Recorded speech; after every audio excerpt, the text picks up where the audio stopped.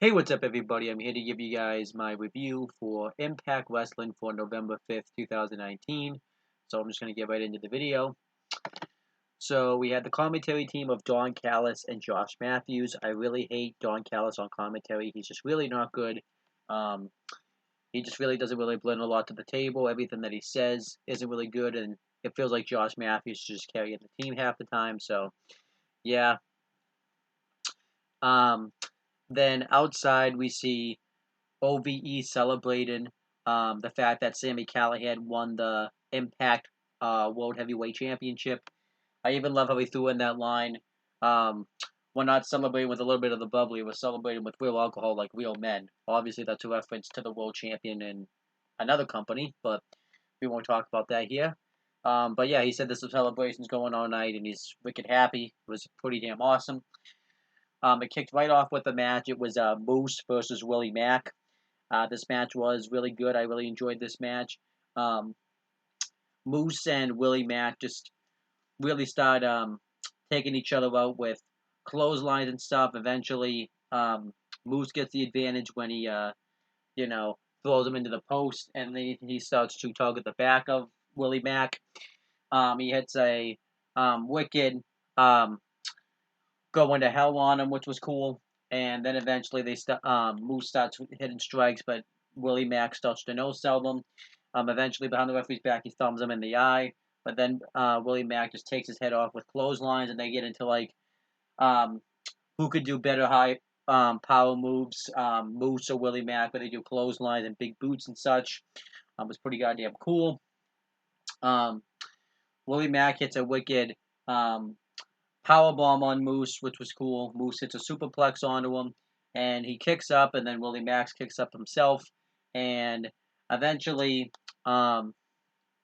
Moose ended up hitting to a really cool elevated drop kick. I thought that was cool. But eventually, Moose gets the win with the spear, and Moose wins, which makes sense because it seems like they're really building him up right now. So I think it made sense for Moose to win. The match was really good, though. I gave it 3.5 stars. Um, then Alexa Nicole and Ashley Edwards are backstage, and Ashley Edwards isn't sure if um, she's going to go on this date with Ace Austin because of her marital problems with Eddie Edwards and such, and she doesn't think it's the right thing to do, so she's going to go talk to Ace Austin about it. We see Ace Austin talking with Reno Scum, and basically he said he basically reveals the fact that he's been doing this to play mind games with Eddie Edwards, and that once he's done with Ashley Edwards, he's just gonna go on and um, hook up with a bunch of other women. And Ashley Edwards hears this, so she makes it so we know something about what's gonna happen with this later. I kind of like the way this was shot. It was something different. Where you like saw them, but you would see like Ashley Edwards just her listening in another conversation. So there you go. Then Madison Rayne and Carrie Hogan are backstage. Madison Rayne's upset with Carrie Hogan that she ended up getting injured, so it ruined their plans. And Carrie Hogan apologizes, said she didn't plan on getting injured. And Taya Valkyrie comes up and she's wicked upset that Madison Rayne abandoned her, um, you know, um, in the six-woman tag on the previous episode. And um, Madison, they insult each other's fashion style, and Madison Rayne challenges her to a match, but Taya Valkyrie doesn't accept because she's too busy. But then when Taya Valkyrie walks away, she runs into Jordan Grace, and Jordan Grace, feels like that she should be in the front line to become the number one contender for the Impact Knockouts Championship, considering the fact that she pinned her on the previous episode, but Taya Valkyrie refuses, saying that she already made a match with Madison Rayne. So I liked it. It was setting up a match later and setting up a future challenger for Taya Valkyrie.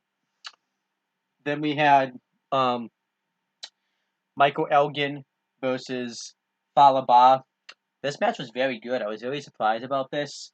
Um, Michael Elgin and Falaba started just hitting power moves on each other, and anytime Michael Elgin would hit one on him, Ba would just pump up from it and do his chant, Ba, which is his last name, which I like, and he just dominates Michael Elgin. He actually hits up hitting a corkscrew like backwards headbutt onto him, which was pretty goddamn cool.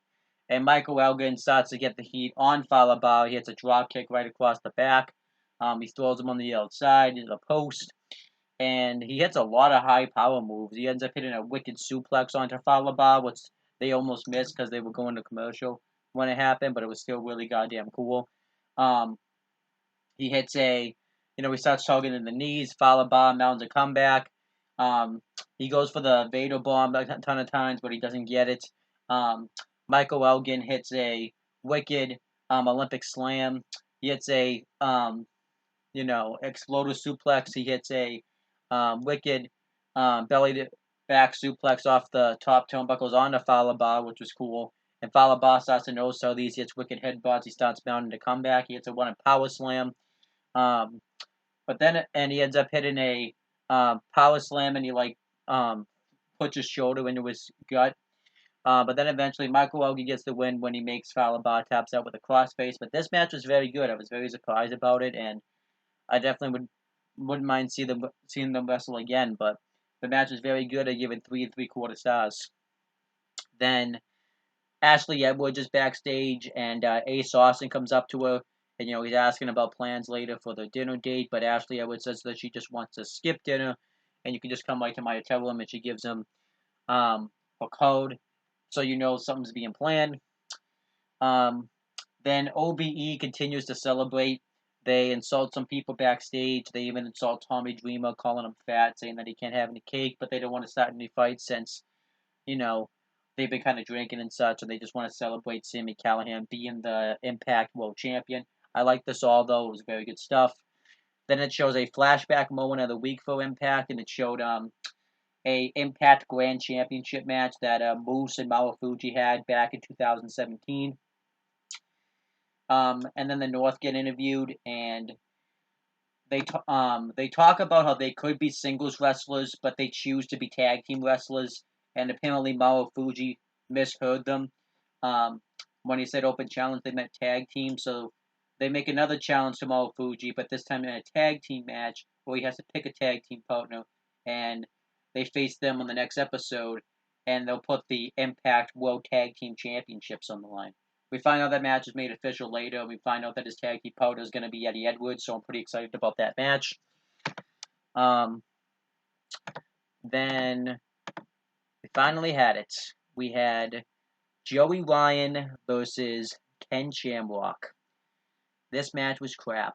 So Ken Shamrock comes out.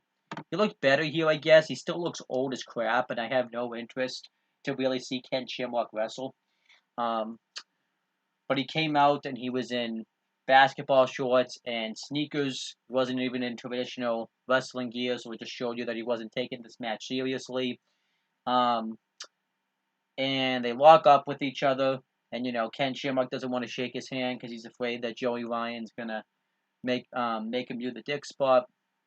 And eventually, Joey Ryan gets actually a good drop kick on him, and Ken Shamrock's surprised about this, and he falls for it, and it finally happened. Ken Shamrock took the dick spot from Joey Ryan, which is abysmal. So all that comeback they wanted to do with Ken Shamrock is gone now. No one's going to take him seriously after taking the dick spot. I ranted about this before. I hate the dick spot. It's the worst move in all of professional wrestling.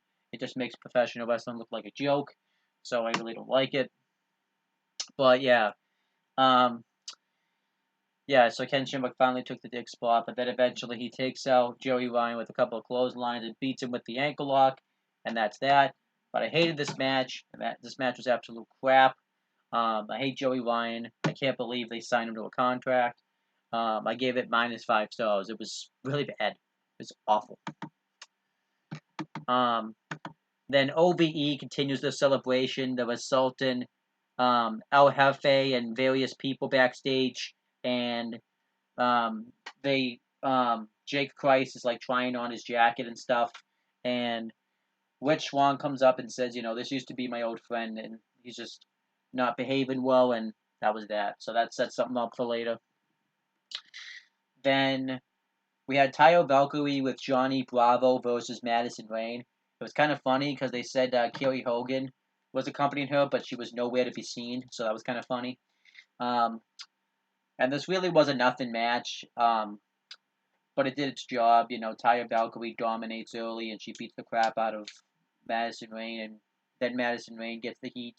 Um, they rub each other's um, asses into each other's face. Madison Rayne gets like a tarantula on her. She gets a crucifix pin on her. Um, just a running drop kick, but Taya Valkyrie eventually gets the win with the road to the Valhalla or something like that, which is like a glam slam.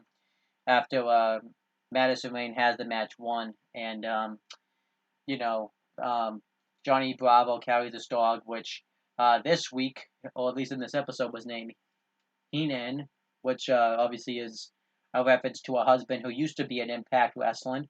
And Madison Rayne throws it in the crowd, and then she beats her with that move. Taya Valkyrie win makes sense. Wouldn't make sense since she's the champion. She shouldn't be losing. And afterwards, Jordan Grace comes up on the ramp and has a face-to-face confrontation with her, and um, she hits an exploder suplex on Johnny Bravo and says that she's coming for the title. The match really wasn't anything special. It wasn't anything bad, but it didn't offend me. I gave it 2.25 stars. But I like how they're setting up a future #1 contender for Jordan Grace. I do think the knockouts could be presented a little bit better because they really haven't been showcased all that well since they've been on Access TV. So I hope that's a problem that they do fix. Then the Desi Hep squad are backstage, and Gama Sin is disappointed in Raj and Wahit Sin, Wahit Raju, or however you say his name, that they haven't really been getting the job done, and he's been like a huge disappointment. So he's recruited a new member, Bhupinder, I think that's how you say his name, and he says that if he wins his match on the show, that he's gonna exile one of them. So there you go. The guy looked jacked though, I guess. So there you go. And then Ace Austin arrives to the hotel that Ashley Edwards is staying at. And then Rosemary's backstage, and she cuts like this mysterious promo talking about how we've done all these things pretty much to Su Yun, whose name is Susie now. And she says that she's playing some type of mind games on her, but she wants to figure out what it is. And Su Yun just introduces herself. And then she gets face to face with Jessica Havoc. And this actually was kind of cool because Jessica Havoc's the one that hung her and, put her in this state to begin with. So I kind of like how they kind of went back to this. And she even says, "Have we met before?" "No, I don't think so." And just walks off. It's actually quite awesome. I actually kind of am intrigued where they're going with this Susie storyline. It's kind of cool. Then we had Bhupinder Sin with Rajshin, Rahut Raju, and Gama Sin versus Petey Williams. I was happy to see Petey Williams because typically when we see Petey Williams, that means we get a Canadian destroyer. And there was something cool about this match is we had a referee with like no legs ref the match. His name was Cam. That's all I really know about him, but it was kind of cool. Petey Williams is dominating him in the beginning, but then Bob Pindusin starts to get the heat on him. Eventually, Petey Williams mounts a comeback and actually makes him tap out to a sharpshooter.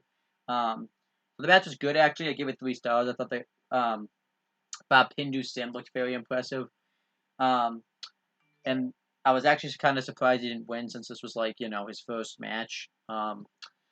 But then he starts picking on the referee, and he's about to attack him because he hates the fact that he fast counted him. But then Petey Williams attacks him.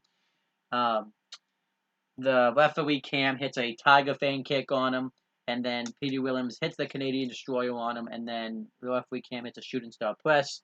So honestly, I was fine with all this. I got to see a Canadian Destroyer, and I got to see Petey Williams do stuff, so I was fine with all this. Then it shows Ashley Edwards in a hotel, and Ace, they're pretty much about to have sex. So Ashley Edwards goes into the bathroom to like change, and Ace Austin gets all ready. He puts a bandana on, using it as a blindfold, and um, we see a hand touch him, but we know it's not her because we didn't see her come out of the room. And the distorted music starts playing, and we find out that it's Eddie Edwards, and he starts attacking him, and he grabs Kenny, and he's gonna hit Ace Austin with Kenny, but Ashley Edwards wants to do it instead, and yeah, she beats the crap out of Ace Austin with it, and Ace Austin takes off, and pretty much the couple finally makes up, um, and they pretty much go crazy together. It was pretty damn awesome. Nice conclusion to the storyline. And I forgot to say, I'm going to give Petey Williams and Bahundi Sin a 3-star match. They had a good match. I think it was mainly because of Petey Williams, though. He kind of carried him to a good match, to be honest. But I like the Ashley Edwards, Eddie Edwards stuff. And then Petey Williams backstage, and Johnny Swinner comes up and basically offers for like Petey Williams to like pretty much be like a roadie for him by carrying his bags and stuff, and Petey Williams doesn't want to, and then OVE pops up and starts celebrating, and then we finally had it. We finally had Sami Callihan's Impact World Heavyweight Championship celebration, and OVE all come out, and Sami Callihan pretty much says, that I told you so. I told you that we were going to be taking over professional wrestling, and says that now that I'm the champion, things are going to go into other chaos, and we're going to celebrate. Then Tommy Dreamer comes out, and he's pretty much sick and tired of Sami Callihan being an internet troll, and says that he's not a draw. The people in the back and the fans are the draw. And he hopes that the other members of OVE realize that and wrestle for the fans and such, and for themselves versus him. So Sami Callihan challenges him to come do something about it. So Tommy Dreamer said that he brought a few friends, and we're going to have an Extreme Rules match right now. And it turns into an 8-man tag. It's Tommy Dreamer, Rich Swann, Dago, and Tessa Blanchard versus OVE. And everybody starts to get into a brawl. It's all types of out of control. Rich Swann brawls with Sami Callihan, and Sami Callihan hits a back suplex to him onto the apron. Tommy Dreamer hits a cutter. They had like cake, and he hits a cutter onto Dave Christ into the cake. Jake Christ is brawling with Daga, and Fulton's brawling. Actually, Jake Christ is brawling with Tessa Blanchard, and Fulton's brawling with Daga. And he like throws Daga over the table, and he chokes him with Josh Matthews' headset. And the match is just spiraling out of control. Tommy Dreamer hits the a running drop kick while a chair, Tessa Blanchard's holding a chair into, I believe, Jake Christ's face. And he gets ready to put him away, but then Madman Fulton comes in and just wrecks everybody. He hits like an Iron Claw STO onto Daga, and he starts laying waste to like people like Rich Swann and stuff. And Daga starts to get a sequence of moves on him and takes out Madman Fulton. And Tessa Blanchard and Sami Callihan get into a face-off, and she takes him out, which was really goddamn cool. She hits a wicked... She hit something... Oh, a cutter onto him, and then she hits a dive, taking out everybody. Rich Swann hits a double cutter onto everybody, and the match is just spilling out into chaos. And eventually, Rich Swann gets the win when he hits a fluke roll-up onto Sami Callihan, and Rich Swann, Daga, Tommy Dreamer, and Tessa Blanchard win, which I really don't have a problem with, because OVE really didn't expect to have a match. They weren't in traditional wrestling clothes. They were probably intoxicated, because that's what was implied. And you can use this to set up a future Impact World Championship match between Sami Callihan and Rich Swann. Because you could go with Tessa Blanchard, but I think they should kind of hold off on that. I think they should wait till Hard to Kill. Hard to Kill, and put the championship on Tessa Blanchard at Hard to Kill, which I think is the direction they're going to go. I think, you have Sami Callihan go through these opponents like which Swan, and eventually he loses the title to Tessa Blanchard. And like I said, you can always have Sami Callihan just win the title right back if you don't want to go with Tessa Blanchard long term. But I think that's the direction they should go. But that was Impact Wrestling, for this current episode. And overall, I actually thought it was a good show. It did drag a little bit. I really didn't care much for, Joey Ryan versus Ken Shamrock. I didn't care all that much for Taya Valkyrie versus Madison Rayne. I don't really like the Desi Hip Squad's characters all that much. But I liked,